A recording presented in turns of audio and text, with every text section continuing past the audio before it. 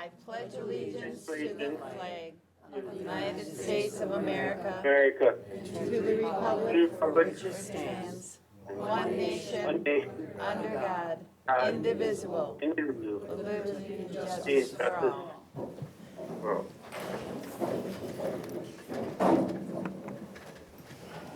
Secretary to note, roll call, Jason. All members present, Dave via phone. Okay, we have some students to honor today, and we are going to start with Jennifer Farley. Please come up with your family.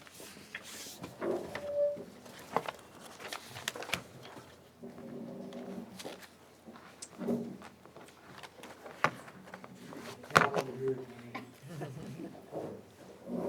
you that, and I got a small novel to read about you all. Okay? All right. So, you might notice that we changed some language on the top. It used to be Student of the Month, now we call it the Bright Spot of the Month. So, Jenny Farley is September's Bright Spot of the Month. Jenny is an exemplary student who excels inside and outside of the classroom.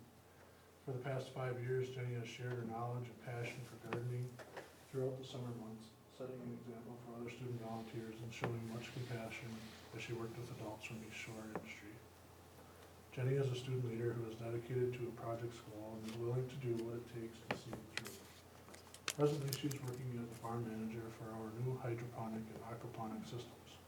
This position involves determining the demand of produce in our school, overseeing the planting schedule, and helping to monitor the nutrients in the systems. She is incredibly dependable, respectful, and a joy to work with. Jenny showed her leadership skills this past summer while she participated in the Leadership Through High Adventure summer school class out west.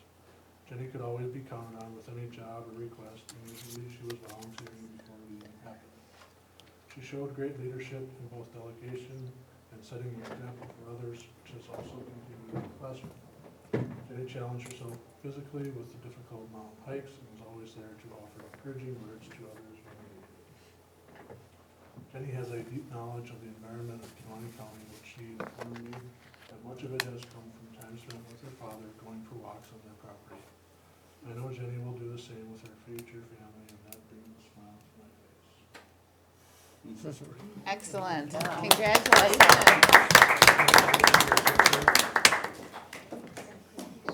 We get the best view of this haircut. I know, looking at that haircut. It's really good. Yeah, I it like is. it. Thank you. And now onward to awards banquets, I understand. Oh, fall sports? Okay, we have one more student to honor. Is Cody McGowan here? I don't believe so.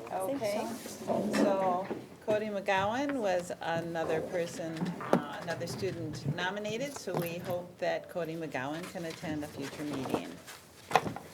So then we will continue. We have a couple special presentations, and I think we will start with the Algoma FFA alumni. Hello, my name is Garrett Heisler. I am with the Algoma FA alumni. We have a stand at the Kewaunee County Fair. We raise money to support the Kewaunee County area, giving money to needy families that are hit by cancer, car accidents, and other diseases. Without the help from organizations in the county, we would not have the success without them. The organizations are the Algoma Girls Basketball, Algoma Fire Department, Casco Lions, Andy Barta Legacy Foundation, the Algoma Motors Gang, and the Kewaunee Heritage Farm. And we donate money to each one of those at the end of the year, at our fair, after the fair. At the end of this year, we always have an appreciation party. We ask local businesses and members to donate to a live auction, which money being split between the Kewaunee County Food Pantry and the Algoma Wolves Den. So I have a check for $1,400 for the Algoma Wolves Den. $1,100 coming from the auction and $300 donated by the Algoma Motors Gang. Wonderful. Oh, that's amazing. And each year, we annually give away about $10,000 to $12,000 in the area away. That's excellent. Here's a check for $1,400. Thank you. Thank you.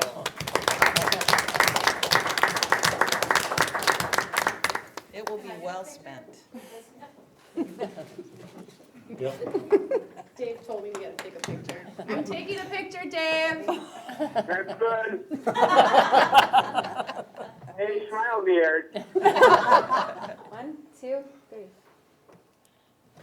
Yeah. That's a very generous donation. It will be well spent, and we thank you very much. Food pantry also got 1,100. Yes, that's excellent. 1, 2, 3. Thanks. All He right. also comes and brings meals as well to Volta. Ah, okay. Thank you. you. Thank Yes, you. you are free to go. Thank you. Okay. We now have a special presentation by McKinstry. So I asked Industry to come in.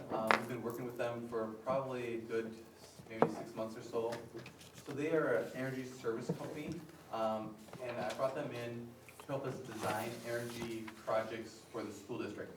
Not only looking at boilers and unit vents, but lighting, solar, our windows, our roofs. Something unique about McKinstry and that kind of stuff is that not only do they come in and design the projects, they also guarantee their work. So if they tell us that we're gonna save a certain percentage on, energy and that type of thing for a particular project, they not only obviously do that, but they put it in writing and they guarantee that our results. They spent the last couple months here bringing in people, looking at our buildings, looking at our facilities. They've had our blueprints and that type of thing. They've had that to look over, that type of thing. And they're basically here tonight to basically show you guys an overview of their work. And then what they're gonna need from us, and particularly the board and buildings and grounds, that kind of stuff, is to narrow the focus. So, like I said, they looked at everything. I mean, even things that I didn't mention to them or even think about, they looked at everything. But now they need us to tell them, okay, this is what we need to sort of focus on, this is what we're looking to do. This maybe makes sense in certain times it doesn't. Some of the things that affect their work and the school districts is the energy tax exemption. So right now, that is not in play, that program ended in the state. However, it's a possibility that they may be bringing something back. And as we discussed in the previous meeting, that we do have room in our levy for additional adjustments. So it may be something to consider in the future. There again, none of these projects are gonna be completed in a month from now. These are all long-term, long-ranging plans. Some obviously we want to do sooner than others. But that's where they looked at stuff and they sort of have recommendations and they can sort of show you our paybacks and returns and what projects that we might want to consider. Even some future projects that we have considered in the past that may make sense for us to consider. So I'm going to turn it over to them. I'll let those guys introduce themselves and tell you a little bit about them and we'll go from there. Thank you. I'm Nick Lawish. I'm in charge of the McKinstry business here in Wisconsin, and Peter Barr is my colleague. We're gonna kind of walk through, as Jason said, and please keep it interactive. We want this to be an interactive session. We come back with some information that's in our mind, pertinent to you, but if you have a question or a comment, please feel free to chime in. Jason and the team have been great. You've got a great facility, great spirit here to academically as well as facility-based. The amount of money you spend here on facilities is quite remarkably low for the shape of it and the cleanliness of it. So we'll talk about that a little bit. One of the things that Peter and I get to do is come to these like 3 nights a week, so after a while they all start running together, but you can see the different areas where we've worked, and the green, I would say the green dots on the state are every quick trip in the state, but I think that's every district that we've at least done a study or a project for. And what we're most proud of is the different phases that we've been able to do with districts. You'll see like Oshkosh and even Southern Door, it doesn't say 2 phases there, but we're able to do a couple phases with Patty there. So I think it's a testament to our approach, which is really, this is your project, it's not our project. We want you to be comfortable with the information we're presenting. The information is preliminary, so it's gonna have some financial metrics in it, but it's by no means a final. But as I said, we're most proud of the amount of phases that we have been able to do in the last 10 years with this work. And So- just for clarity, so a phase is like an entire project, so like a, you know, a bunch of work we would do over the summer, we do one entire project and then went back for another. So as an example, Oshkosh, we went 10 years, we did different projects every year, and projects meaning lighting, I mean, all kinds of different scope of work, but just, you know, a different project, so. Yeah, so, again, proactive, I think, you know, we always wanna focus on the learning environment, that's why we're here, great testament to your student achievement here. And also looking at taking some savings from the waste stream that you currently have in your utility budget. And that waste stream isn't anything that anybody's doing wrong, it's just systems are old and they need to be updated, so they're not as efficient as they could be.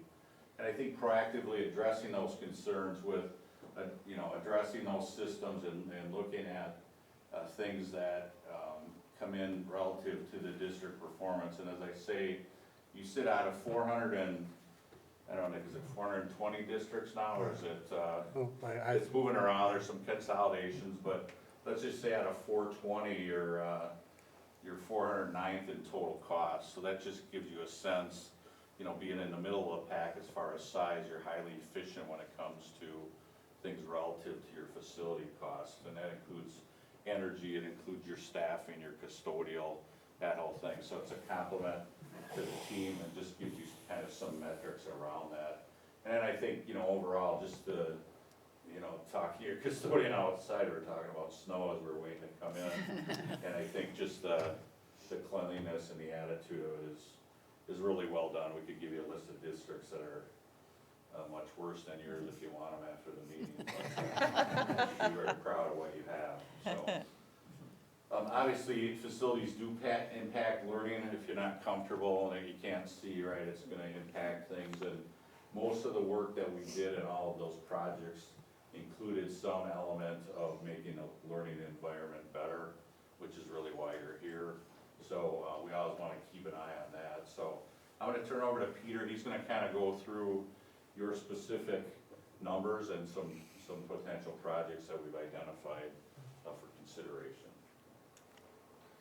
Yeah, so as Jason indicated, so we came in and we did what we call a detailed engineering study. So we brought our group of engineers and, like you said, brought contractors in and basically went through the facilities to come up with items that are need of being addressed and things that are potential projects for you to consider. So what we're gonna work through here is a list of, and what you have in front of you is a description of all of those items that we came up with. And there's different reasons that they're on that list, and we'll go through those in a little bit more detail.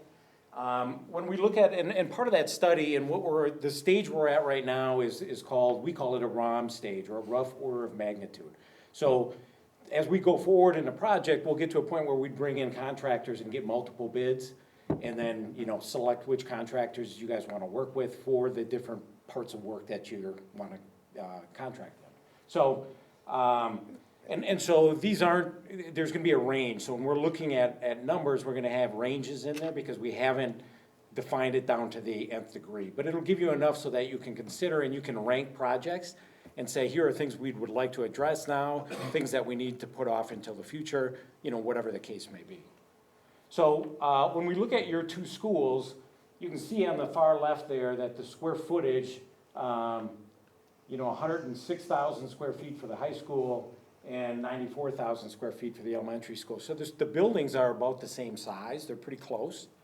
And then when you look, then this is kind of looking at everything. So there's the electric, gas, and then totaling everything together, and then looking at it on a cost per square foot basis. And this is part of the reason Jason asked us to come in, because there is quite a difference between the two buildings. So the question is why, and so the elementary school has been updated and there's newer systems in there, and the systems haven't been addressed here to the same degree that they were at the elementary school. So, so that's the gist of why we're there, looking at that and trying to figure out, okay, why is there such a big gap and how can we close that gap? Now, the buildings are used differently and there's different systems in there, so you're never gonna get them to be exactly the same.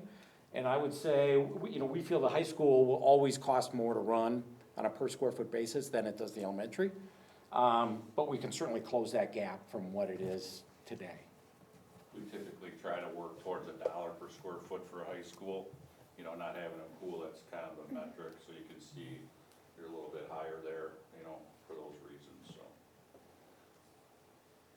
So this is getting into that list, and I've got some better slides that'll walk us through, but, you know, we're gonna talk through a lot of those items on that list.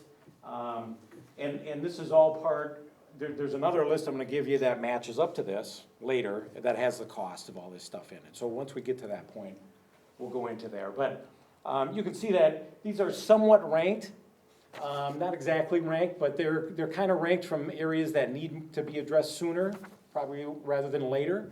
But it's not a definitive list that way. There's certainly, you know, you can argue them one way or the other on what you should address first and second and that sort of thing. But it's just kind of relatively ranked of areas of importance. So, you know, we start looking at this. So the first one on that list is the boiler plant upgrade. And this was one of the first things we looked at. Obviously, you're using a lot of gas. And you know, and obviously in the heating season, that's what's driving a lot of that.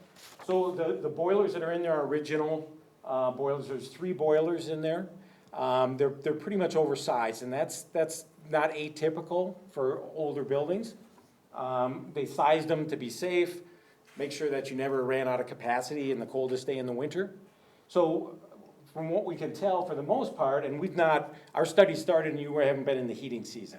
So some of this, you know, we learn a little bit more when we actually see these things running in the wintertime. But basically, it sounds like you're only running one of those boilers throughout the winter, and that can cover the load for the coldest day of the year.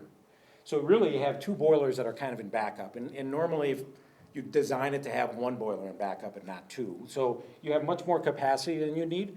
So, and those boilers are kind of at the end of their life. So they're 25 plus years old, and that's kind of the expected age of a boiler. And so you have more and more repairs as time go on and that sort of thing. So the first item on the list would be to replace that boiler, the existing 3 boiler system, with 2 new high efficiency boilers and new pumps. So on the bottom here, this is a pump that pumps, this heats the water and this pumps the water throughout the building to heat the building. The pumps are at the end of their life, and then there's speed drives which increase the efficiency of those pumps, and those would be put on as well. So that's one of the items. Any questions about that? No, I think we have realized with our changes over at the elementary school Yeah. that this is probably one of our priorities here to look at. So. Yeah. Well, one of the things at this building that's different than the elementary is that we wouldn't necessarily have to be changing from steam to hot water, because we already use hot water heating Yeah, and not correct. steam. Yeah. Because So- at the elementary school, we, remember, we had to That's place a lot right. of pipes because of the steam Yep. and erosion and all that, so. Right. So there is some savings there, which that particular project could really be isolated to one room Yeah, for right, the majority of it, you know, right, so. right here, yeah. So the next item is direct digital control upgrade. So the control system that's in this building is a pneumatic control system. That means this is an air compressor over here, and that pumps air throughout the building, and that's what controls the heating and cooling within the building. It's, again, original. This control panel, and this is an air dryer that works with that air compressor. And that was a very good system when buildings were built. They've been doing that they started 100 years ago, plus, in controlling a building with that. Now everything is done on a DDC with direct digital control, which is a computer-based system. So it's really upgrading that. So there's a lot of advantages to go to a direct digital control system. You can control things a lot better, so it's more efficient. You can monitor things more effectively. You can shut down one room and keep another room open. There's all kinds of control schemes you can do. The condition of the DD or the pneumatic control system that you have too is not, some of the features are not even working at this point. So it's upgrading that. So that goes kind of hand in hand with the boilers. And what that would entail when we look at that is each room typically has a unit ventilator. This one's in the ceiling. A lot of the classrooms on the outside wall. It would be going in each of those and replacing the controls in each one of those. and replacing a thermostat and doing it with so it'd be all computerized. You can sit at one place and see everything on the computer. So the elementary school is working that way. You have a little bit of DDC controls in this building, like the new addition, but that's it. So this would be basically getting everything onto a one control system. Another item to consider, obviously you don't have a solar array now. Solar is becoming much more affordable. And really just in recent years, it's really dropped. And so we'll see the numbers here in a little bit. So there's two really options to consider. Now again, this is something to look at. There's some good incentives right now. The utilities are providing very good incentives on installing solar arrays. So one option, and this is just so you can kind of see numbers and you can kind of think about it in that term. This is for a 167 kilowatt solar array, and you can see where it would fit on the building. The front door is about right here on the building. And so 167, that's about a little less than half of your total usage in this building. And again, that's just, there's no reason other than it kind of fit on the building and that number made sense. But again, it's just to give you an idea. You could certainly go smaller or larger, just to give you an idea of what that might look like. So that one is installed on the rooftop. You could also consider doing a ground-mounted installation. And you've got a nice spot there that's on the southern side of the building. And if you don't have plans for that location, you could put a solar array on the ground as well. So there's a couple of options that we can look at, but there would be two different installations. If you want it on, visible to the community, I mean, that's it seems to be more and more of a selling point of embracing renewable energy and those kinds of things. So ground mount sometimes makes sense for that, and you certainly have a nice location to put that. And again, this one is a little bit different, 170 kilowatts. And again, it's just how we've got some sizing tools, and that's kind of how it put that number together for that. So anyway, another item to consider. There's probably about 30 active solar projects underway now in school districts. So as Peter said, 10 years ago it was a 30-year payback, and it was like, you laughed at the person who had solar in your neighborhood, right? Because it was kind of a Rube Goldberg, but the price, similar to computers, the price of the inverters, the price of the installation is really dropping, so economically it's starting to make more sense, and so. And while this picture is up, any questions about the solar piece, I guess, before I kind of move on? You can see the rooftop here, and so the roofs are they're out of warranty, and typically that's at a point when they need to be redone on the building, and so there are 5 major sections, and you can see that on there. I don't have a slide specifically for that, but typically they're broken out based on the different levels. You can see there's different levels that are on there. And again, there's different strategies on how you might want to address replacing the roofs. So we'll just talk about those in general. There's not a huge energy savings component to replacing a roof. There is a little bit. I mean, you get a little bit better insulation. You already have good insulation on the building here, so on the roof. So you wouldn't gain a lot that way, and there's really not incentives. So another thing we look at, I should mention, is the incentives that the utilities give for any of these type projects. And so a lot of them, like the solar, is calculated specifically. So it's not so we'll give you what we have on the sheet that you'll see are estimates for that. Because until we actually size it and go to the utility and say, okay, how much would you give us to put a solar array in or to put in new digital controls in the building, then they've got calculations that they do, and they say, here's how much they would kick in to support that project. And I should mention here, so Algoma Utility is part of WPPI, so there's 2 different groups that give the rebate. So there's Focus on Energy and WPPI. So there's quite a good incentive potential available for solar, and they'll cover up to 50% of the cost of putting it in. So it makes the project very viable moving forward. Some of the windows, so there's some windows that need to be replaced. They're just failing, leaking, and there's some moisture issues and that kind of thing. So that's not a real real big item in here, but it's basically replacing a like for like. It's not changing. And really going to, it's a double pane window now, going to another double pane window. So again, there's not a huge amount of utility savings, maybe some operational savings as far as, dealing with any leaks and caulking and that kind of thing. So that's another item on the list. LED lighting upgrades. Again, this is a big item.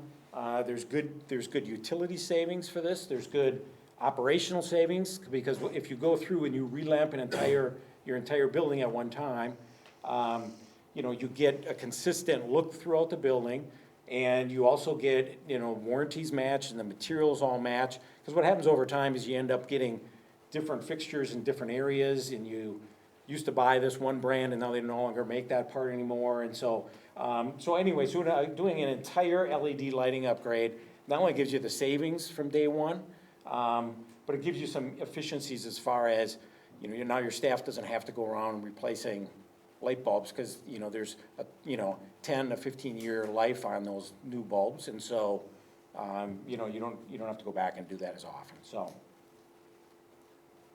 that's throughout the building.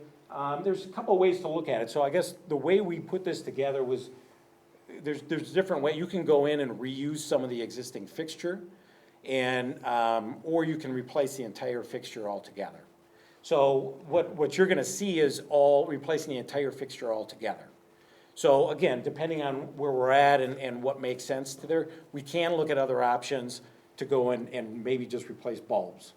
And there's pluses and minuses to all that, and we're not gonna get into all of that today, but this will give you kind of a worst-case scenario of what would it be for lighting and what's the worst payback we're gonna see. And if you don't replace the entire fixture, you'll get a shorter payback period in doing an installation like that. With the lighting, is that a decision based solely on calculations, or is it a local decision? The reason I ask is when we did a lot of the elementary work in some of the rooms here is, you look in here and say there's 3, 6, 9, and you put LEDs in here and you realize like it turns into a surgery room and you're gonna go blind. Right.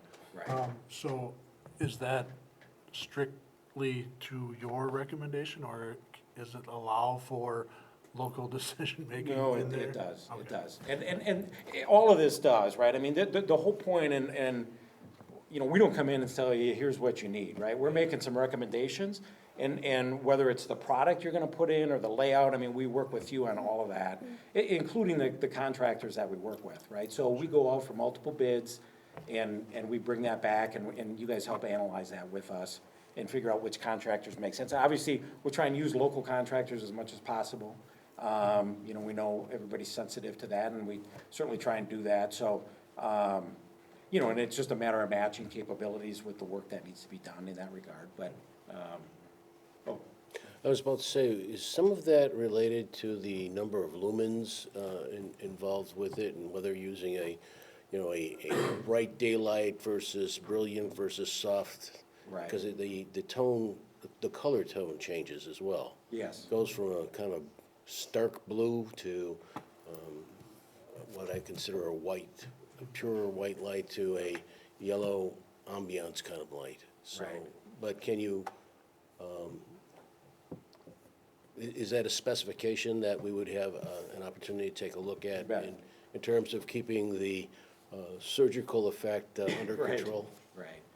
And a lot of times we'll do a mock-up too in rooms, right? So we'll come in and we'll put it in and say, okay, what does everybody think of this, and that sort of thing. I mean, what happens typically is you come into a room like this and you replace like for like, right? The electric's already there. I mean, you could take some out, move them around, but now you gotta deal with changing the ceiling and fixing the ceiling. So, another way you can do it is controls, and so it's even defined, I think it says controls on there somewhere, but, because there's different lighting control, so now you can dim these as well. So instead, like in the old days, you might have 2 or 3 switches, and you'd shut off the outside bulbs and keep the center bulbs in, and it kind of gave you a weird kind of lighting.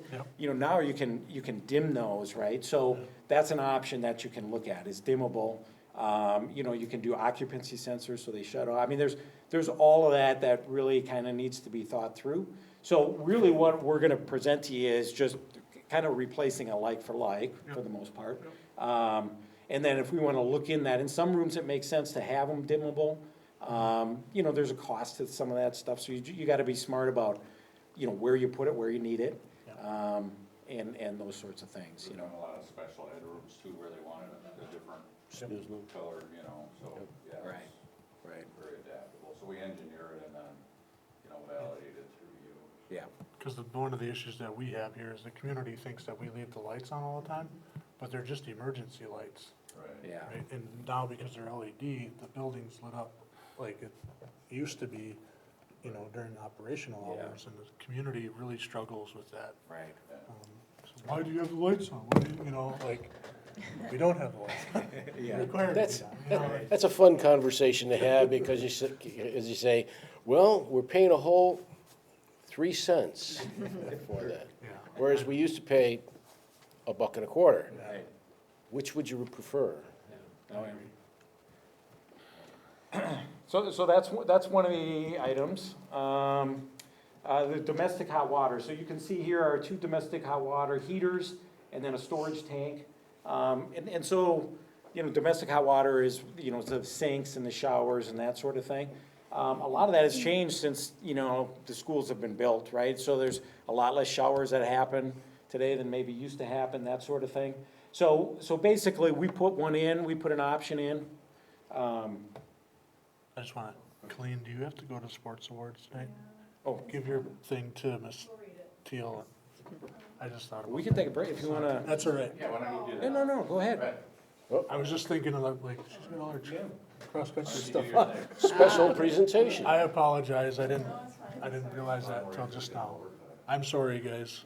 We're trying to double dip tonight on some stuff. Okay, so homecoming activities went really well this year. The football team won their game, and the seniors won the spirit stick. All the fall sports wrapped up this past week. This year football switched to 8-man, and their last game was on October 18th. The team's record was 8-1. Although they had a good season, they were ineligible for playoffs because their enrollment of the high school is over 200 students. Soccer concluded their season at the regional game on Thursday, finishing their season with 5 wins, 7 losses, and 1 tie.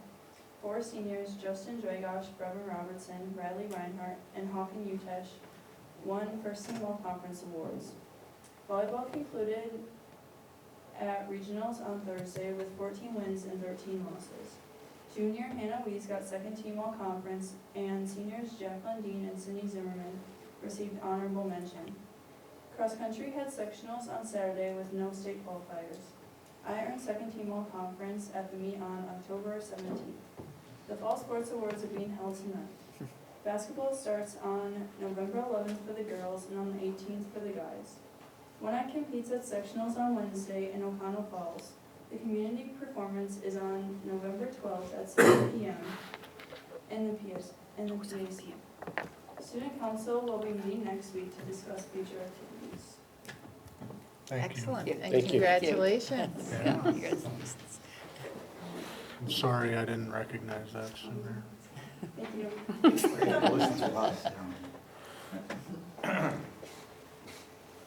Okay, so, again, domestic hot water, so, you know, obviously the usage is different. You can see the age of the, hot water heaters, so again, they're towards the end of their useful life. Again, not a big payback item, there's not a big change in efficiency. Certainly, there's an opportunity to downsize those just based on what your current usage is. And Jason brought up a good point too, because some of that's used in the kitchen, and so we've not really looked at that. We haven't looked at it in detail yet, but there'd be a possibility to break those apart, because the kitchen's kind of a far distance from this, and the kitchen tends to need hotter water than the showers and that do, so you can run these a little bit with a cooler water temperature, so there is some opportunities for energy savings there. So again, the number you're gonna see is, again, just to give you kind of a sense of what that looks like. We didn't look at the kitchen, breaking the kitchen off yet. Something we certainly can do, right, if that makes sense, as far as the overall outlook. Is the replacement going to be something similar to a demand hot water system? Or is it still going to be a tank with constant You know, like an instantaneous, one of those instantaneous, the wall, like the Yes. wall mounted ones, yeah. It You can it has look at very those. small wall, very small footprints. Yeah, yeah. Commercially, those aren't as viable commercially as they are like in a residential, you know, they're, the size and that sort of thing, they don't really have them that sized. Yeah, they usually make them in, they have multiples with a holding tank is what they offer. Yeah, right, and that's what, there, you know, you have a tank there currently. We have done both, I mean, we can look at that, it's really a question of what's the demand now comparatively. You Right. know, I think most kids are spraying Axe spray or whatever that's called, rather than taking a It's shower. not always pleasant. What's it called? I said it's not always pleasant No, either. it's like, for all 5 minutes and doesn't move, you know. All right. So then it comes down to funding sources. So obviously, and you'll see it on this sheet here, and we can start handing these out. Take one to pass them. You know, the annual energy savings, and so a lot of these projects, and as Jason mentioned, the exemption projects are kind of pay from savings type scenario. So energy savings are a big component of that. The utility rebates obviously help quite a bit. And then a capital infusion or Fund 10 relief for operational type savings. So if you look at the bottom, based on the numbers which we'll have and we'll get to on the sheet here, you know, the annual energy savings range from about $57,000 to $80,000 a year in utility savings. The utility rebates, which are one time, about $200,000. You know, again, this is for that whole bundle of projects that you have in front of you. So $200,000 in utility savings, and then again, a capital infusion, and, you know, we just put a range on there if the district was gonna contribute towards that in a $400,000 to $800,000 range. So a little bit of the details. So if that makes sense when you're looking at it, I can't see that really Here, we can- well. You can- no, okay. No, I was being nice, but. So, you know, the first couple of lines there, again, are the range, right? So there's a minimum and a maximum, kind of just showing what that might look like. So for the boiler plant, you know, installing a new boiler plant would range from about $330,000 to $430,000. Then the annual utility savings, $7,000 to $9,000 in utility savings, and you can see there's some savings with the boiler plant, and then the line below it has the digital controls, and so there's a much bigger component of that. So the controls are an important component working with the boiler plant to generate that utility savings. The next column, the potential incentives, again, that's our estimate of what you would get from the utilities as a one-time rebate.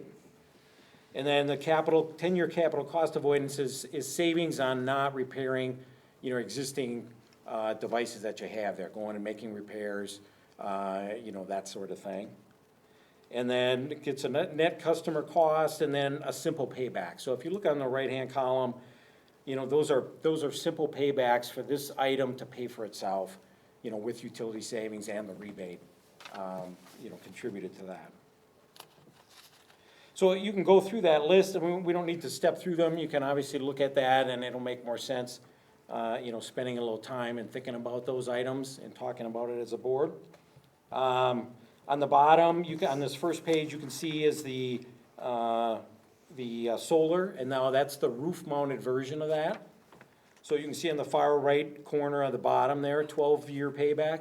So as Nick kind of indicated earlier, it's significantly different than solar used to be just a short time ago. So, I mean, 10 years ago, you'd be saying 20, 25 years for that. You know, now we're down to about a 12-year payback. But you can see there's a significant utility rebate.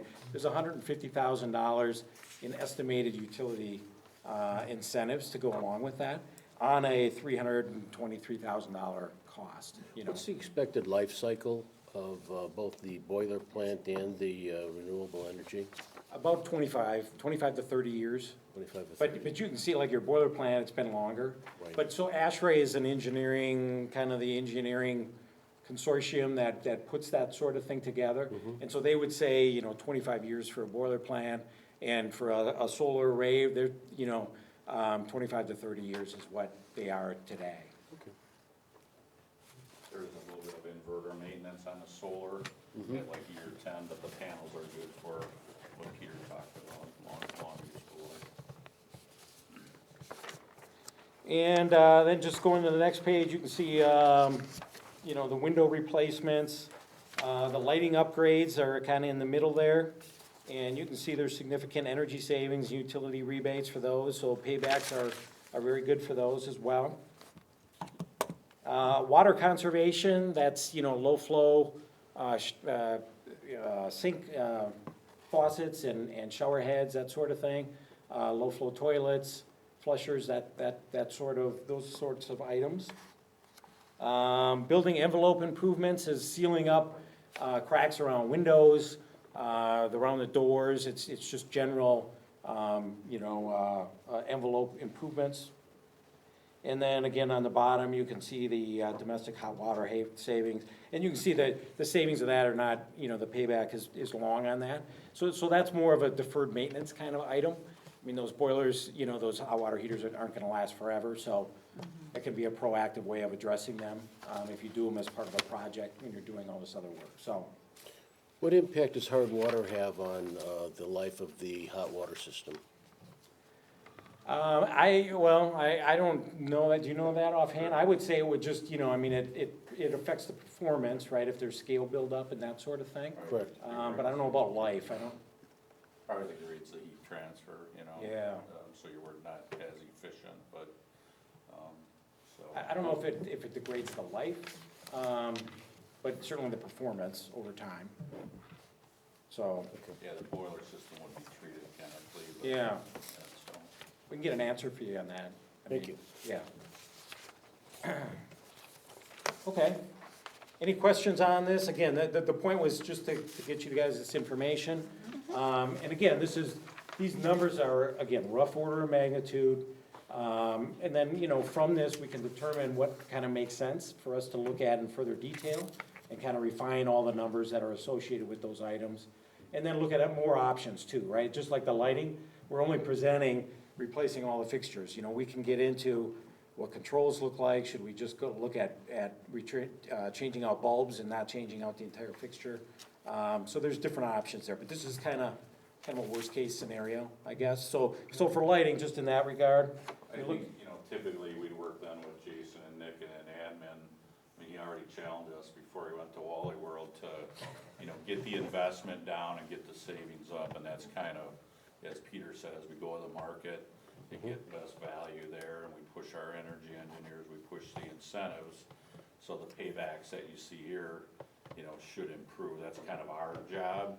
Really what we're asking for tonight is if you could maybe distill this out, you don't have to do it tonight, but maybe by next meeting and say, look, we think, we don't like the windows, or we don't like the solar, or whatever. Jason gave us his opinion, so we won't tell you what that is. Yeah.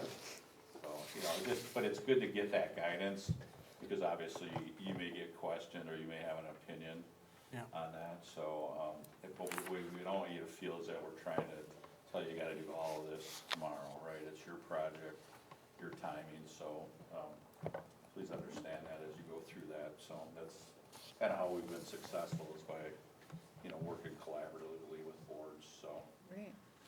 I think, it's nice that you break down some of this into sections, because to tackle every window in this building is just not feasible. Right. Certainly, I guess you would do it if you were in a referendum type thing, but I like that it's broken down so we can prioritize. And for us, putting things together in 2, 3, 4-year project cycles is really helpful for us. Yeah. And I think the more that we can do that, the better off that we'll be. I don't want to speak for the board at all, but Right.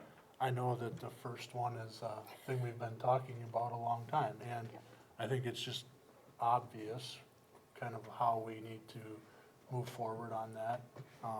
Because I tend to believe that there's some, opportunity for that room if we don't have 3 giant boxes sitting in there that don't one does something, the other two don't do anything, that we could, you know, maximize our space. So I appreciate that you guys put it into kind of those breakouts, and, you know, Barb already said that, I think getting our building and grounds committee looking at this to, you know, have a priority list, but then also Yeah. with priority, look at long-term, what we wanna do. Right. And just like in our budget hearing, we talk about improving things over a span of 4 or 5 years. I think that's, to use your word, you know, kind of a phase, that we will generally stick to, because it's been very beneficial to us. Obviously, if we're 409th in spending, we're kind of a thrifty, conservative group, Yes, you know, so, We look closely at our expenditures.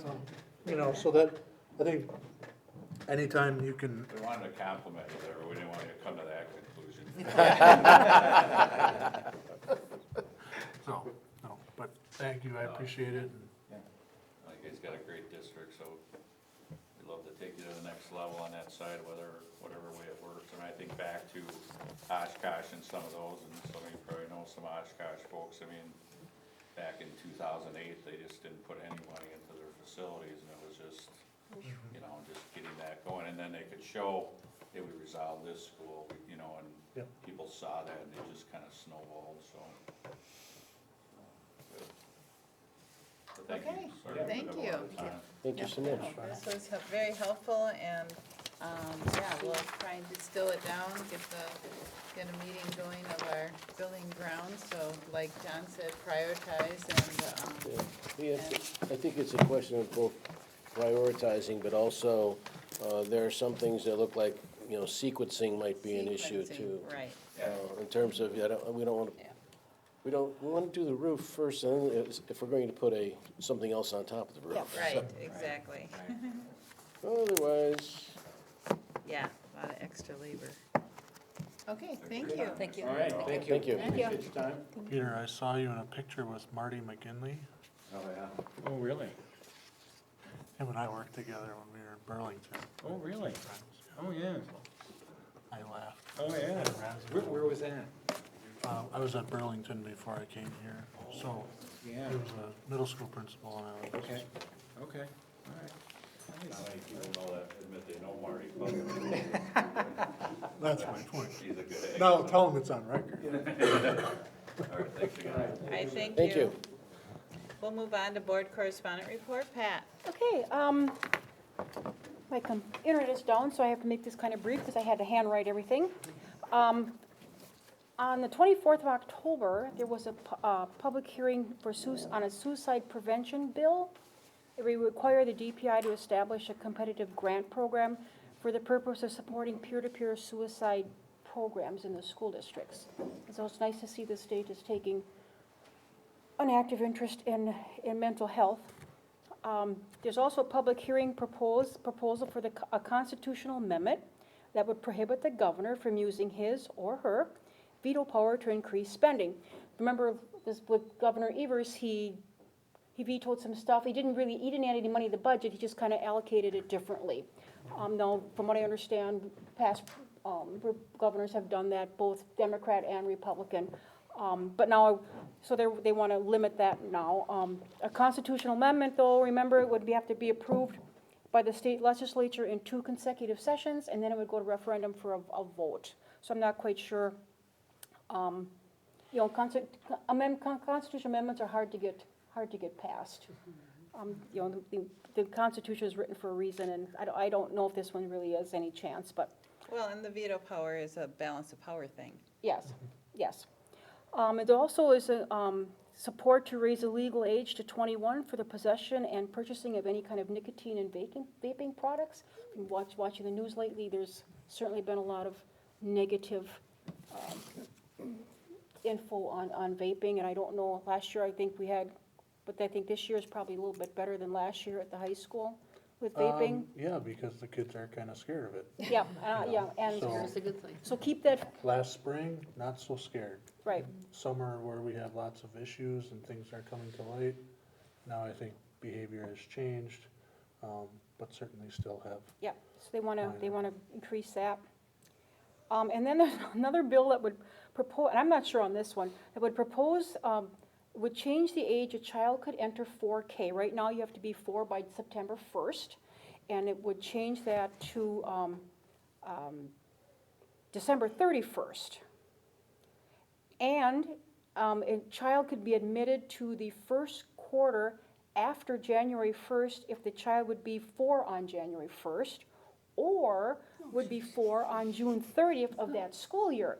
So you could potentially have a 3.5-year-old in 4K, and I'm, I help out in 4K all the time. I'm thinking, how could you even manage this? I mean, you don't know who's coming in when.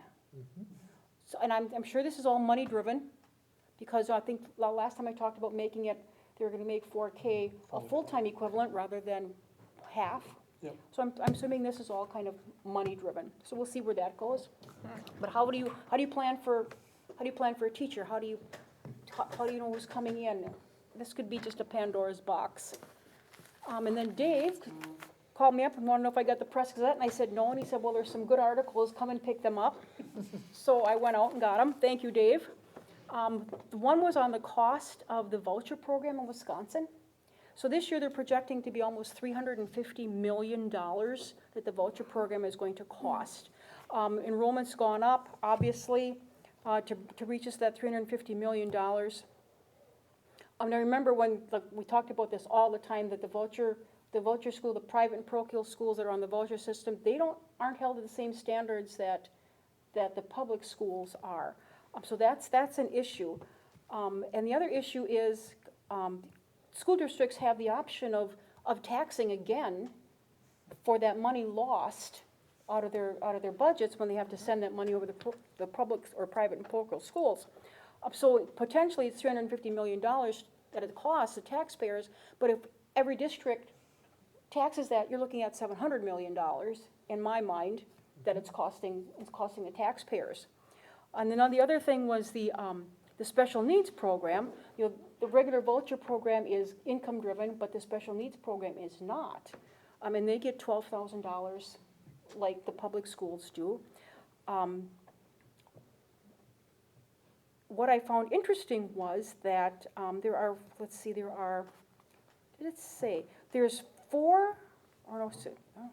there's 3 schools participating in the special voucher program. And they have, between those 3 schools, there's 4 students. And that costs them $69,549 for those 4 students. Well, 12 times 4 is 48, so it's, they're $21,000 short. And they're asking the DPI to reimburse them for their actual costs. So I'm thinking, okay, now that is an interesting, because if they're going to do it for the voucher program, they're going to have to do it, one would think, for the public school system. Well, they don't seem to feel like it's a fair, level playing field when it comes to what they're willing to reimburse the private and what they're willing to reimburse us. So I thought that I'm kind of anxious to find out how that's going to turn out. I'm thinking, well, the private schools wanted to get into this. Now you're into it, and it's not as easy as what you think to budget for these, especially the special ed voucher program. It's not as easy as what you think. And then there's an article on, should kids be learning cursive? Well, now there's a bipartisan group that has crafted a bill that will require cursive to be taught in all state elementary schools, public, private, and independent charter schools. It would be incorporated into the language arts standards. Now, I understand why you would want kids to write in cursive. Coming from the financial background, there are signature cards to sign. There is loan papers to sign. If you get a money order, you have to sign that. And kids can't even sign their own names. And be able to write it and actually to read it. I mean, look at the documents that kids aren't able to read because it's in cursive. Preamble to the Constitution, we the people, that's in cursive.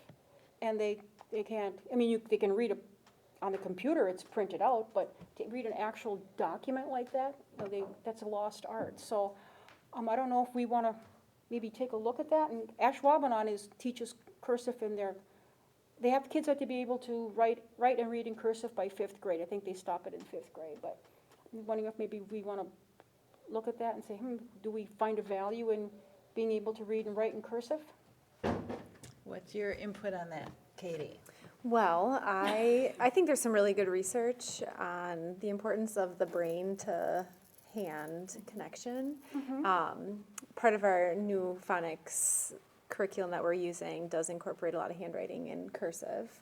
I think the challenge comes in with how to apply it after they have obtained the skill, because I think a lot of, traditionally in the elementary school, they learn it in 3rd grade. They may or may not use it in 4th grade, and then it's kind of up to them. It's their choice how they want to apply that. We use a lot of computers, and so I think there has been more of an emphasis on keyboarding skills. So I do think it's really important. And I think also the challenge, the obstacle with that is, how do we continue with it after the students learn it? In a world that's so digital and quick and fast, how can we help them maintain that as a skill and carry that through? How do kids in college take notes now? I mean, how do they, On their laptops. on their laptops? They're that proficient at typing? Oh, yeah. I guess, I They're don't know. They don't have to, they can record it. Yeah. They just can do, record the yeah, lecture. anything They can want. take pictures of the slides. And Madam President, Yes. in that article there, they referred to that in a follow-up couple days later, that notes taken in cursive writing, they had a much better recall, and that they took them on laptops. And I done a little survey work on this in the last week and a half. Not that I get out that much, but I called people, and you ask people from my generation, and they think you're nuts because they think everybody's learning or being taught it right now. But then you ask a younger generation, would you or do you think that you would like your children to be taught cursive in school? And I would say 85% responded positive to teaching it. And it's on both sides of the aisle is supporting that. Luther Olson is asking for input on it right now in the Senate.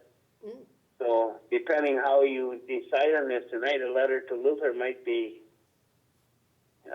in place. Nick, I don't know what you think about it, but I personally think that they should be exposed to it and know what it is. You don't always have a computer in your hand anymore. I know everybody's got a phone, but I just feel that's a basic thing that we should learn, and go back and remember the phonics thing if you're a little older. When all of a sudden everybody thought you didn't need phonics, and then we had a whole generation of students that couldn't spell like me.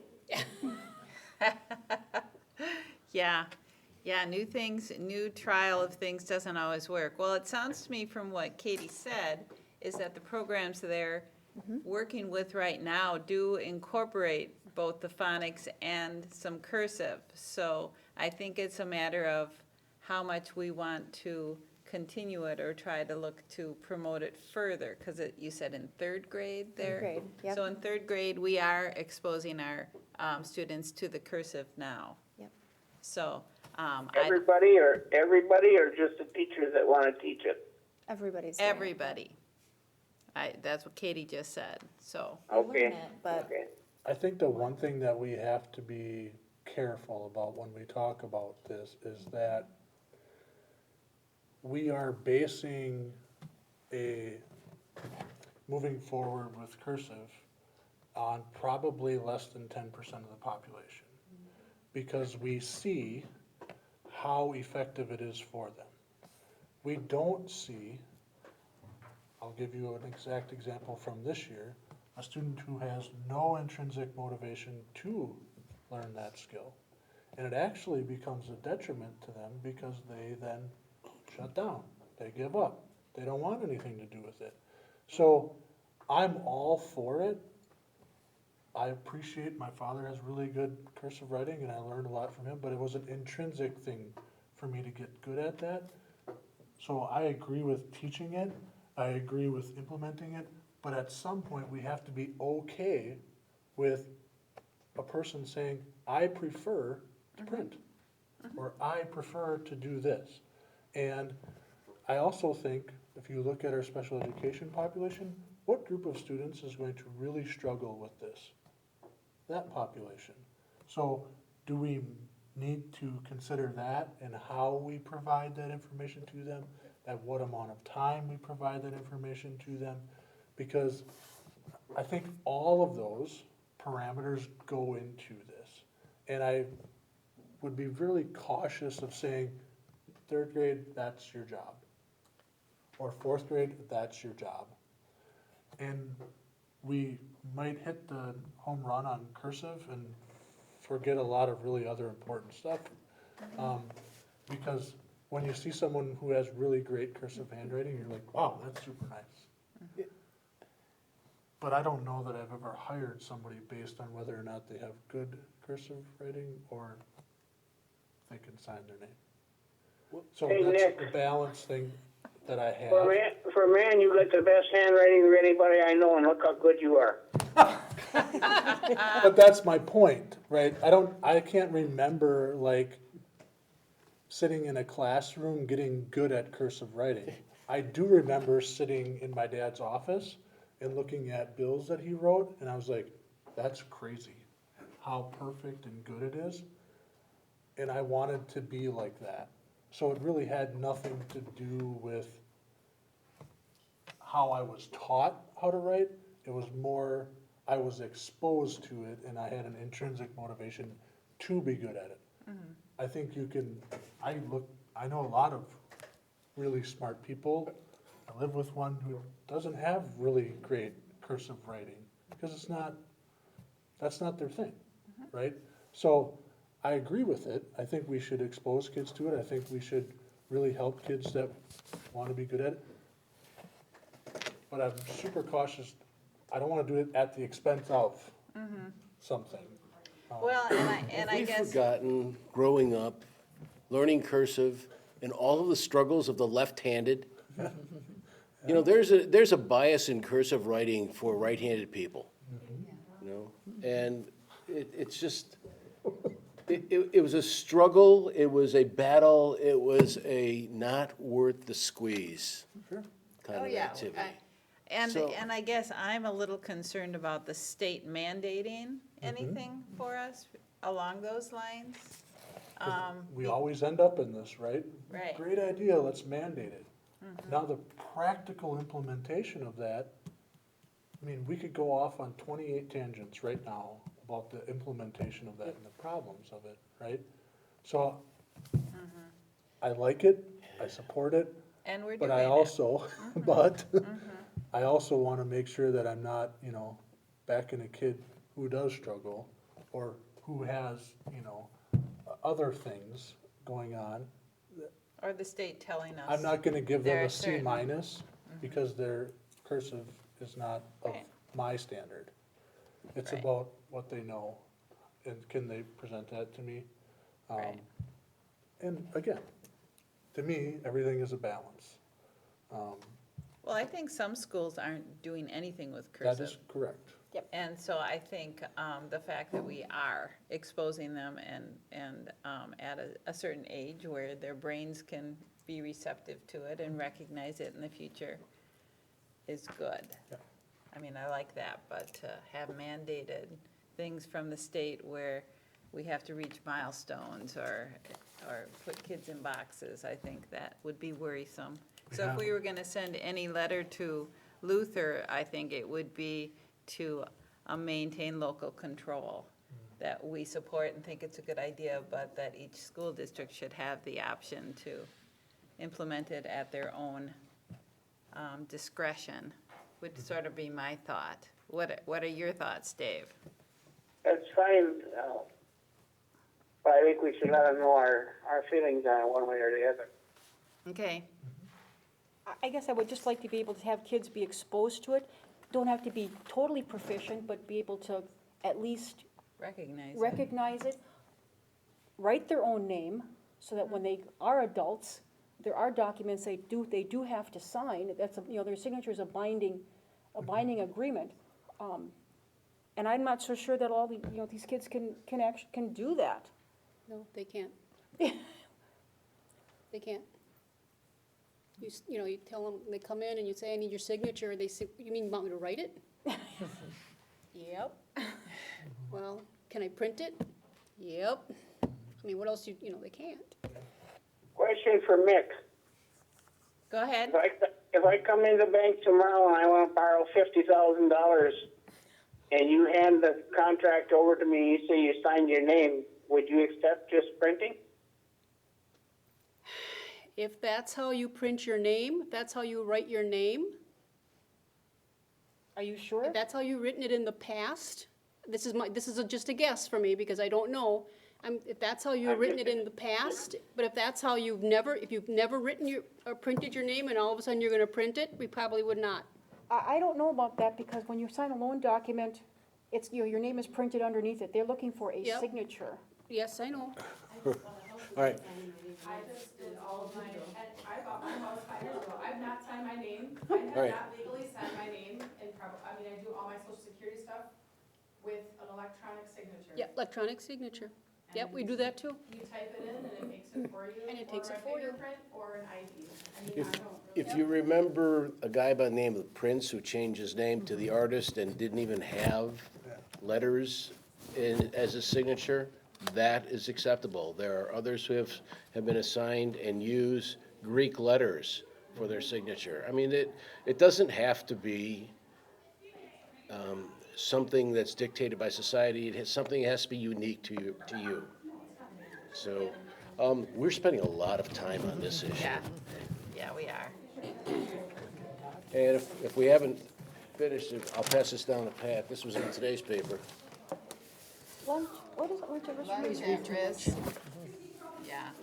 Yeah, that is, What's that one about? I didn't, We talked a little bit about it last month, about losing the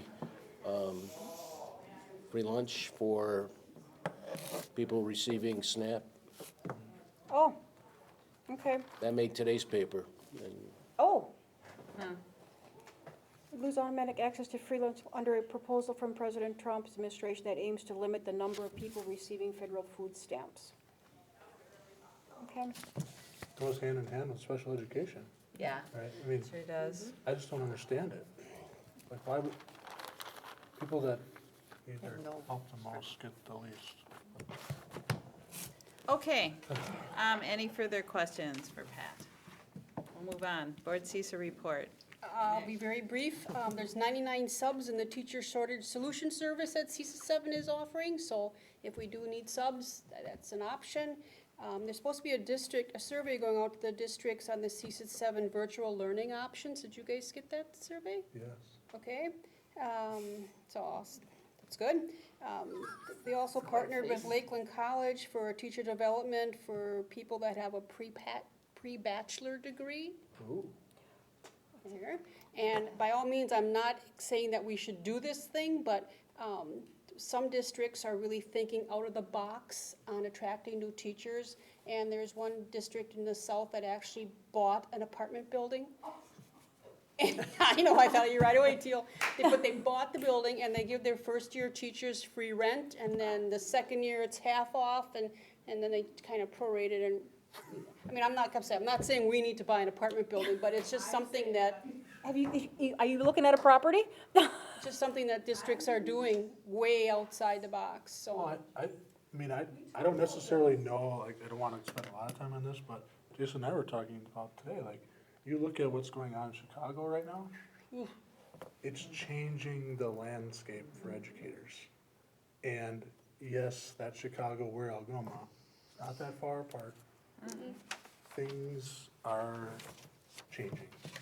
And, again, we don't have to talk about it now, but I think we have made some good steps in the last couple of years with things, but I think we need to start thinking about that, because we have many positions that go a long, long time without a single applicant.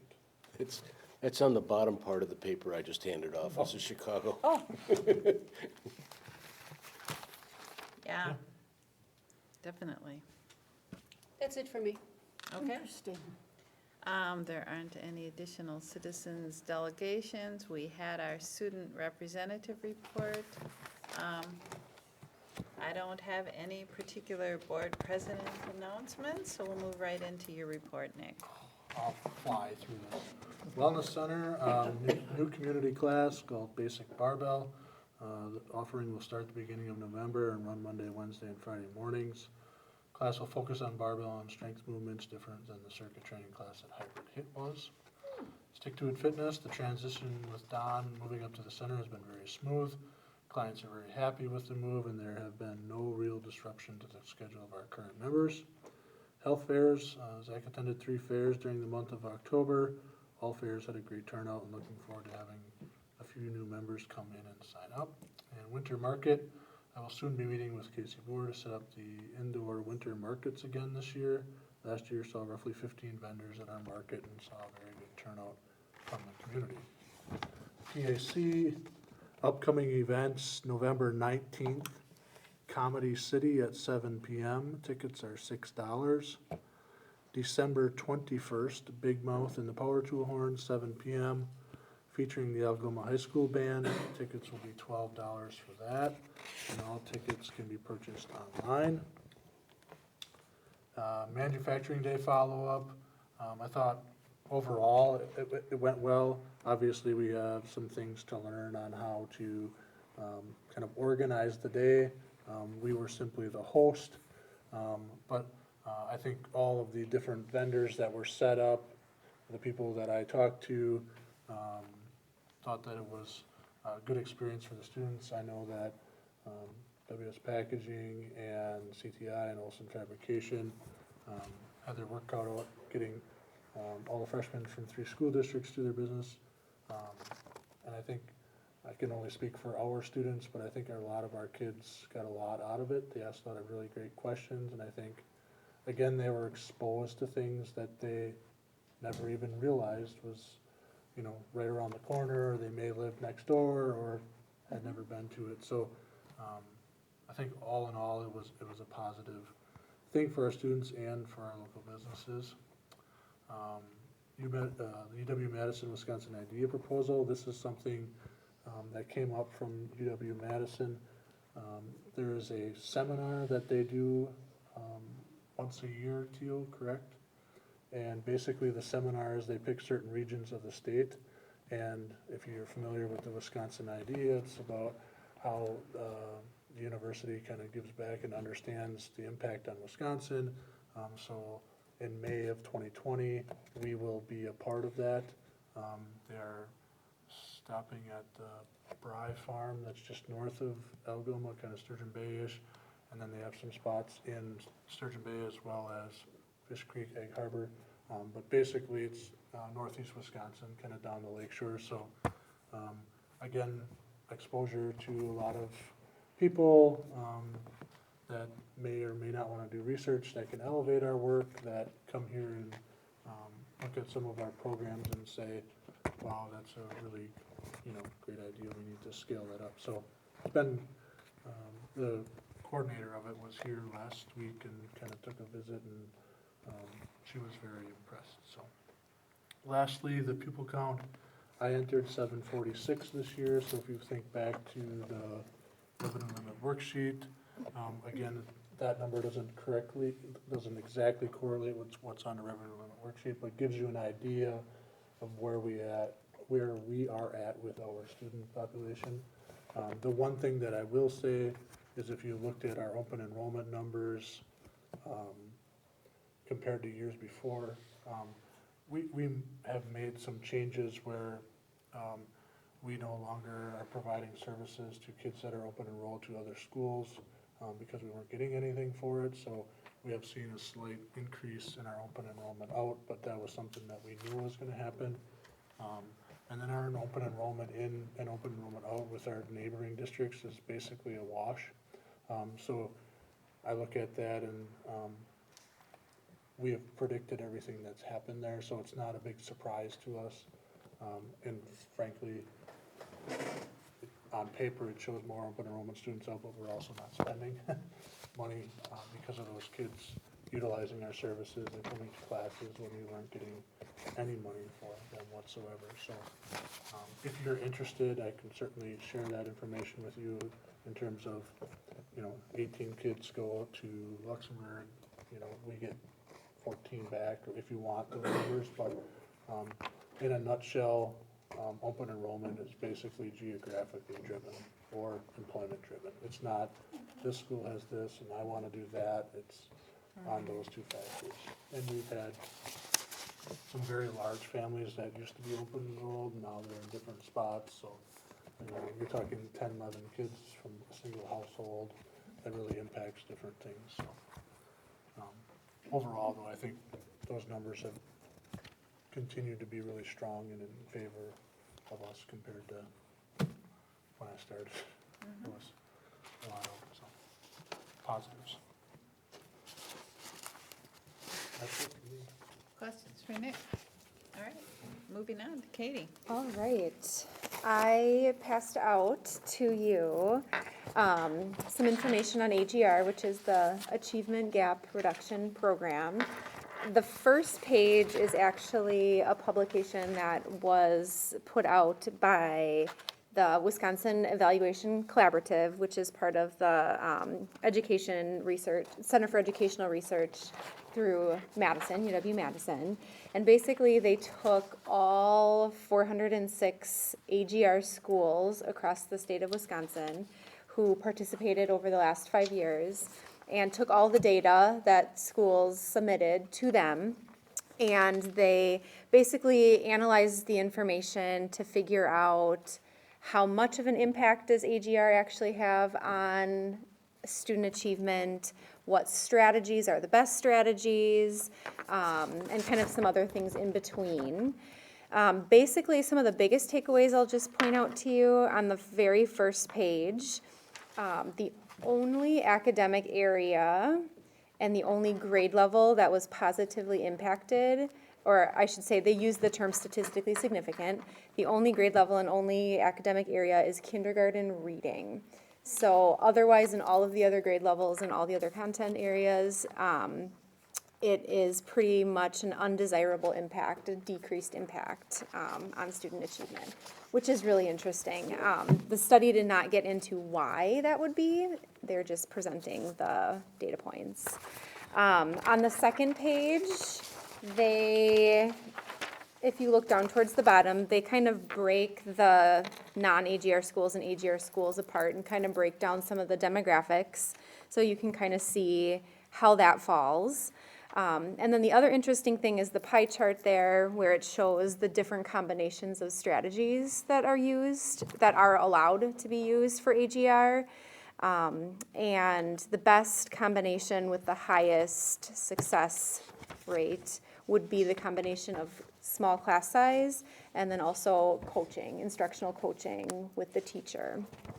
So that yielded the most positive results through that. There is a very long publication that you could also view on the DPI website if you are interested, but I just thought I would share that with you since that is the first time that they, since they put that out. They are going to do that on an annual basis moving forward. So, and I think that's interesting because I think that is what we also have seen with our data in kindergarten.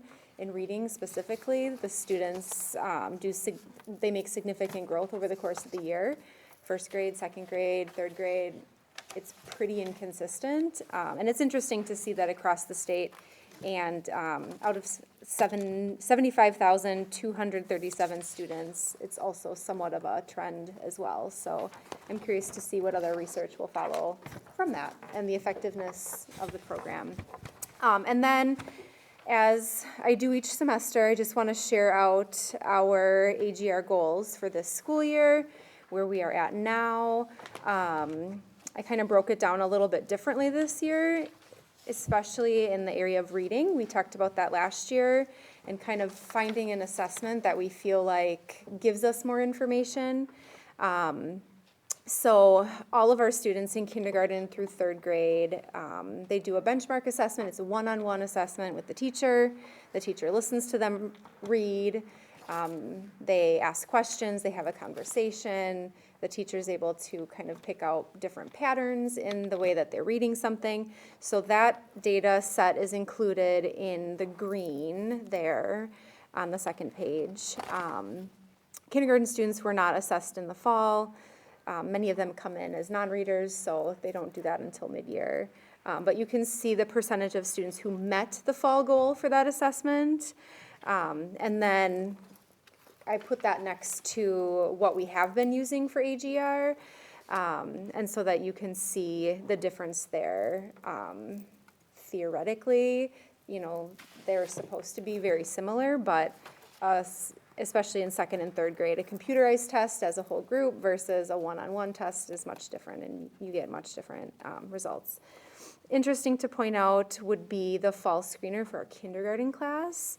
83% of our students met the fall goal.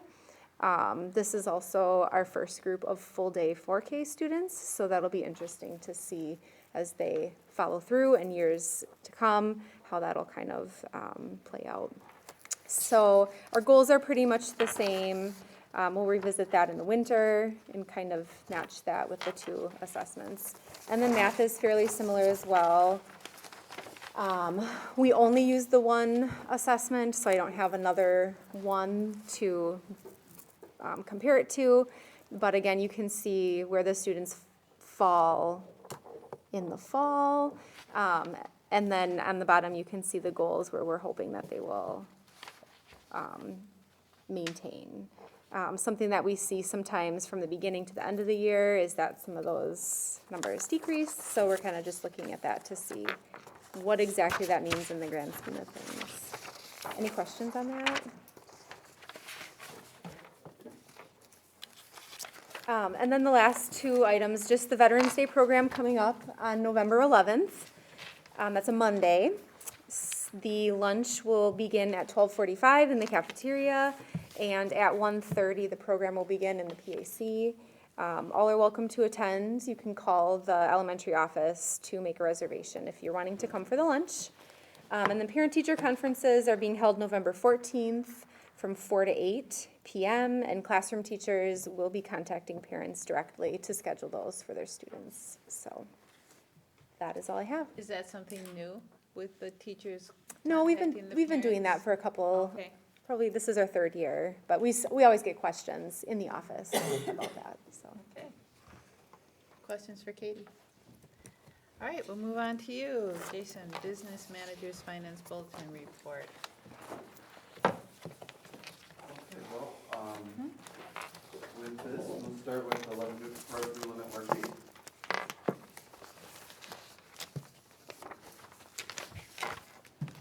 Sort of what we covered before, in the previous meeting, but, basically, numbers that are affecting our, revenue limit worksheet are our enrollment, which is up, from the previous year. The minimum, requirement that the state has set for how much money we can get per student. So after taking all that into consideration, we are looking for $2,518,887 for general operations, a referendum debt of $726,700, and community service fund of $180,000. Following through with the community service, on the next page is our community service budget. This is not only given to you, but this was posted on our website per GPI standards. So Fund 80, which is direct tax, has to be published independently. So we are looking for a revenue of $180,000 off the revenue limit worksheet. We also predict additional revenues from wellness center, child care, and a cooperative agreement with Kiwani. We are also looking to spend in excess of amount of $21,163. The community fund to lower our fund balance, to be more in line with what the guy would require us to be for our fund balance for the community service program. Those funds can only stay in that program, they can't be transferred out or moved or anything, so that's why DPI wants you to have a lower fund balance, because it is directly year-to-year taxed, so they don't want you to build a fund or anything like that. So that is there. In that, fund, you'll see that, a lot of these are projected numbers. Community service fund can change, in an instant, depending on what programs, what revenues you bring in for child care, what revenues you bring in for wellness center, certain items like that. Following that is just basically the budget, school board update with our current budget, and what we're spending, that type of thing. That same thing I give you every month. So after looking at that, our levy rate, last year was 00898139. This year's proposed levy rate is 00884252, which is a small decrease in the revenue limit, which will be the leads to a decrease in the levy rate. The school board convention is January 27th through 24th, 2020. They have not released the assignment materials yet, but as soon as I get them, I'll get those to you guys. Hotel and all that kind of stuff has already been taken care of a while back. So we got that. Moving on to the additional packet that you have from Nicolay Wealth Management. So I completed our yearly meeting with Danny Hansen over our wealth management. So Nicolay is in charge of basically two funds. One is our OPEB, so our trust fund for retirees, or for liability there. And also some additional funds that from our fund balance that we choose to invest. Going along with this is the school district by law is required to invest in AAA, basically bonds. So almost guaranteed investments. I'll say almost guaranteed, nothing's guaranteed, but guaranteed investments, so that basically it's very, very conservative. So I'm gonna let you feel free to read through all this market analysis and all that, and if you guys understand it, great, wonderful. What we want to go to is page 11. There we go. There's So first one. this is us, and this is how we're performing. So up on top, you'll see the trust, the Verba trust, and then you'll see just basically our Ameritrade managed account. So these are funds that are just invested funds. So we have those two accounts. You'll see that beginning market value, we had $1,434,381. We had contributions of $420,081.04. We had distributions of $217,518. We had transfers in and out of $1.86. I'm not sure what that is. Dividends and interest of $103,040.30. Market value increase of $35,743. So our ending market value of, as of 10/6/19, is $1,759,171.76, which is basically a return of 3.62%. Excellent in these days of low returns. Correct. And like I said, we're not allowed to invest in stocks or anything like that. Yeah. Basically, it's predicted bonds. That's where we're invested. Following a couple sheets, give you a little bit more of a breakdown by the two different accounts. There again, you can see what we're invested in and how it's performed over the life of it and that kind of stuff. From what I understand, once our bonds mature, which allow them to mature in 2021, we will look at probably re-upping the bonds at a very similar interest rate, but nothing that's gonna be stellar or above average. It's just gonna be our standard 3-4% summer spend. At that time, I'll bring that to you guys and it will actually, make final decision whether to re-up. But basically, there's something better than keeping it in the checking account, so Oh, yeah, that's I for guess sure. that's a positive. Yep, absolutely. And that's all I have. Okay. All right, we'll keep moving. Special ed report, Pathfinder update, Katie Horn. Pathfinder, since our last meeting, we found, 2 field trips, and we're just going to get a career field trip there. So this is really interested in the world of this. So that was really fun, it was kind of boring when people at the zoo in the morning, so that was a really new experience. And they also did a field trip to WGB, to do more career exploration type of things. Nicolai Bank came in to talk about bank accounts and budgeting with their kids as part of their personal finance class. So that was a really good presentation for them. And then VIP has been coming in every couple of weeks to do different presentations on healthy relationships, bullying, and other various topics. And Ms. Malone and Ms. Gary are going to come in and teach health. I'm super excited about that. Because we don't do a whole lot with health things there, and the kids have shown an interest in that, so it's gonna be fun. For special ed, we have hired a new aide, so all of our positions are filled once again. Logan Rankin is continuing her Fun Fridays like she did last year, where she takes her kids, and they have to earn a fun activity on Fridays, which was really beneficial last year. They did a lot of baking and worked on different soft skills. We've had weekly visits with some of our special ed kids coming to the new 4K program and teaching them a sign a week for sign language, because we have one kiddo there who's nonverbal and is very, very receptive to sign language, so that's been really cool.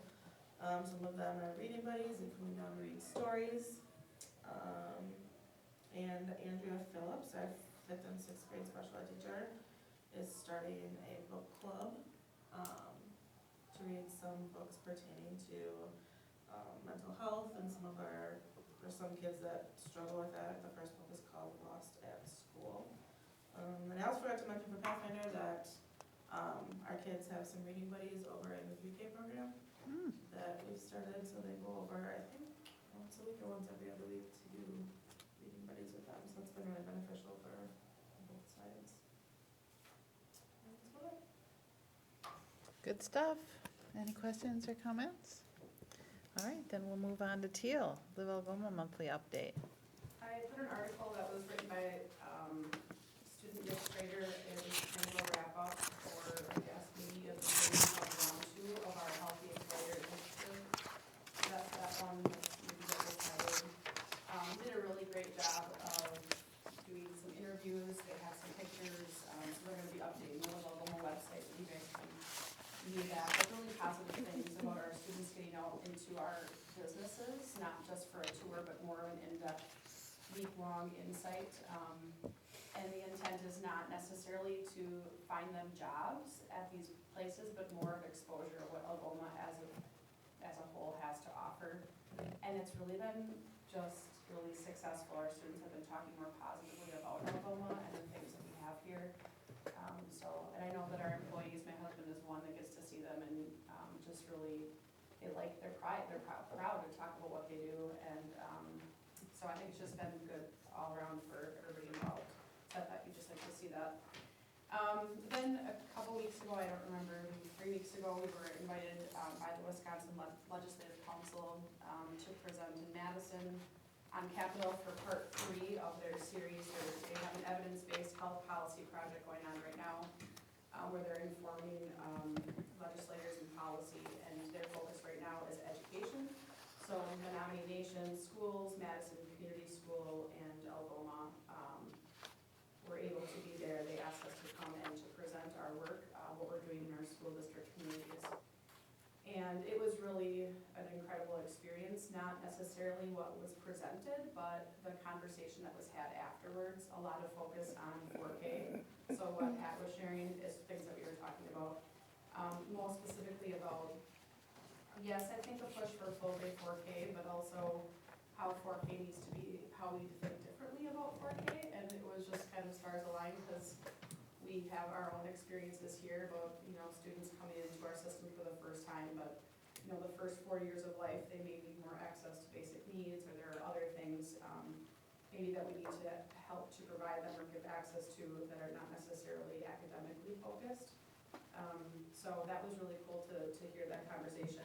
Mental health, rural communities, that was a huge conversation. And so they were asking us lots of questions from each one of our areas in our schools and how we tackle that or what our problems are. And they wanted us to inform them. And then finally, they did talk about positions like community schools. Nominations isn't necessarily a community school per se. We aren't necessarily a community school per se, but we all function as community schools. And so there was a lot of synergy between Nominations and Algoma. Ironically, they're also a prize-winning culture of health community. So I found that to be really intriguing, and I told Nick the coolest thing that happened is we went out to lunch after, and when I got out, one of their tribal peers had come and given Algoma a blessing for our work, and I thought that was really quite special. So again, just awesome stuff that has been coming out of that experience in Madison. So then I gave you another little, some lady was there from NPR, and we just put a little article together to highlight our work, so I thought that was pretty cool. This week, we will be in Washington, D.C. I can't even believe that that's happening, but, so I'm trying to really wrap this all in my brain, but everybody's connected, of course, so 100 million has joined forces with well-being in the nation, so 100 million was what had kind of trained us, built our capacity when we started the Algoma. Now they're joining forces with what's called WIN, Well-Being in the Nation. These are direct partners with the federal government, specifically reporting, I had to write it down so I knew, specifically advising the Secretary of Health and Human Services. The Secretary is focusing on 3 key areas: economy, food, and education. So we have been asked to help develop common language, health language for the first time in our country, really focusing on social determinants of health and education being one of the top priorities. So not necessarily the education sector that we are informing, but the health sector we are informing. We were in the second half, they were only there for 1 day, but the second half of the day, they're gonna take us to the side. We have Abigail Robinson that is going to be there with us. They're flying her out, and then David Garles as well, from Wolf Den, lived experience, story sharing. But they're gonna be pulling us out and then talking to us. It's a group called Community Initiatives. I've been looking at more about what they do. They help bring organizations to solve vexing problems. They work alongside national efforts, so they've worked with the YMCA nationally, the Robert Wood Johnson Foundation, and now currently they work with the Centers for Disease Control and Prevention of the federal government.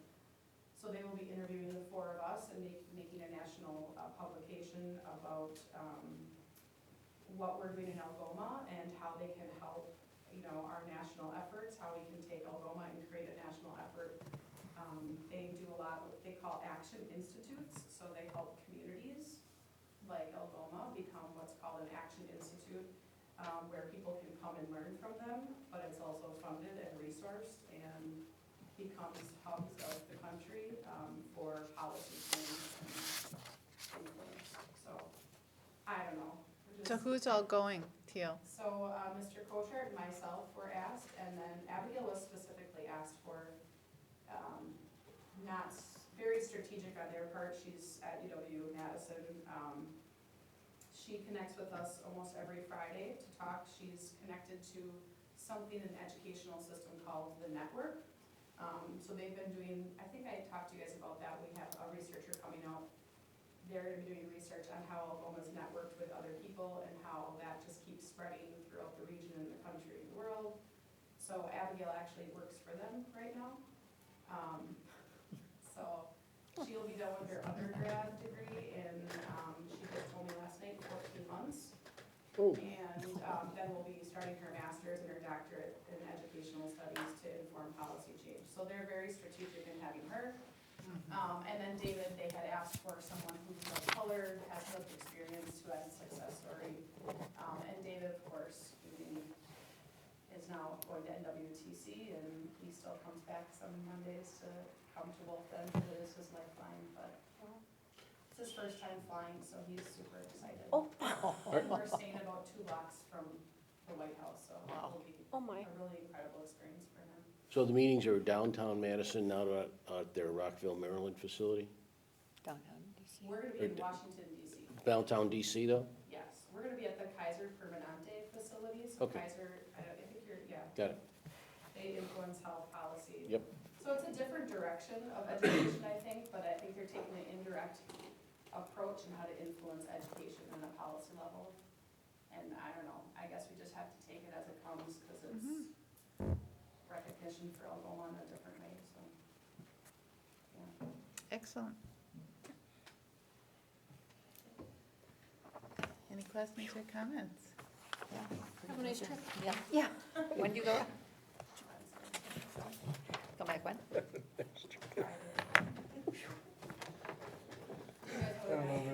You gotta. What? Like, remember, John, when the bird flew in the plane, were you on that one? I feel like you were with us when the bird flew into the jet, and then we had to do an emergency landing. No, I wasn't on that one. I was on the one where somebody thought they were having a heart attack. Next to me, yeah.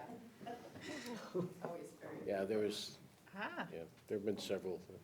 Jeez. yeah, traveling experiences. Well, that birds into the plane, it's a pretty serious thing, so. Yeah, well, I'm excited that you are going to be representing us once again and offering our experiences for the benefit of all. And again, networking always benefits us as well, so, yeah, exciting stuff, Good luck, do great things. yeah. Committee reports, we had one committee meeting, the Finance Committee meeting. The Finance Committee meeting met on Wednesday, October 16th. Jason went through the budget a little more in depth than what he did tonight, did a wonderful job. And the committee is recommending approval of the budget that Jason presented to us tonight, including the Fund 80 at 180 and the defeasance of $400,000, so. Questions or comments? We've talked a lot about finance tonight, so Yes, we we did. probably covered it pretty thoroughly. Mm-hmm. Other specific items for discussion? Anything? All right, we'll move on to action items. I need a motion to approve the regular board meeting minutes of September 23rd, 2019, and the Finance Committee meeting minutes of October 16th, 2019. So move. Motion made by Pat, do I hear a second? I'll second. Second by Joanne. All in favor? Aye. Aye. Opposed? Motion carries. I need a motion to approve the bills in our packet as well as those presented to us tonight. I'll move. I'll second. Motion made by Ann, seconded by Mick. Questions or discussion on those? Hearing none, all in favor? Aye. Aye. Opposed? Motion carries. I need a motion to approve the final budget for the 2019-20 school year. So moved. I'll Motion made second. by John, seconded by Joanne. This does not require a roll call, does it? All right. All in favor? Aye. Aye. Opposed? Motion carries. Now, the next Three. three will require roll call vote. I need a motion to approve the tax levy for Fund 10 in the amount of $2,518,887. I'll move. I'll second. Motion made by Ann, seconded by John. Roll call vote. Dave? Yes. John? Yes. Joanne? Yes. Yes. Ann? You forgot Mick. Yeah, she I said said yes. yes. I snuck my yes in there. Yes. Yes, Pat yes. has to say yes. Motion carries. I need a motion to approve the tax levy for Capital Project Sinking Fund 39 in the amount of $726,700. So moved. Motion made by John, I'll second. seconded by Joanne. Roll call vote again. Dave? Aye. John, Yes. Joanne. Yes. Mick. Yes. Yes. Yes. Pat, and I also say yes. Motion carries. And finally, I need a motion to approve the tax levy for Community Services Fund 80 in the amount of $180,000. I so move. I'll second. Motion made by Joanne, seconded by Ann. Roll call vote. Dave? Yes. John? Yes. Joanne? Yes. Mick? Yes. Ann? Yes. Pat? Yes. I also say yes. Motion carries on that. Do I need a roll call on the wealth management? Okay. I need a motion to approve the Nicolay Bank Wealth Management as a vehicle for the school district fund balance. So move. Motion made by Pat, I'll second. seconded by John. All in favor? Aye. Aye. Opposed? Motion carries. I need a motion to approve the 2020-2021 Algoma School District calendar. If we get a motion in a second, we can have some So moved. discussion. I'll second. All right, motion made by Pat, seconded by Joanne. Discussion? Hearing This- none? This Oh, this puts the start date at Before 31st. Before the, August 31st, correct? All right. All right, all in favor? Aye. Aye. Opposed? Motion carries. Any requests for future agenda items? Hearing none, I'll ask for a motion to go into executive session under Wisconsin Statute 19.85 subsections 1C, E, F, and I for the purpose of personnel matters, hires, staffing. I'll So- move. I'll second. Motion made by Ann, seconded by John. Roll call vote. Dave? Yes. John? Yes. Joanne? Yes. Nick? Yes. Ann? Yes. Pat? Yes. All right.